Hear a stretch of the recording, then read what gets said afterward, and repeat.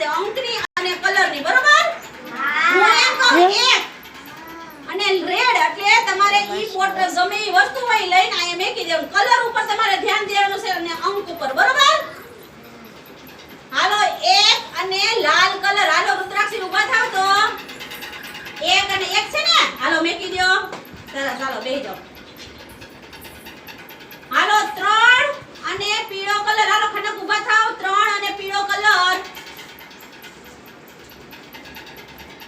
1 2 અને કેટલી છે? 3 અને પીળો કલર નીચે મેકી દો. અને ઓલા કર બેહી જા. આ બેહી જા.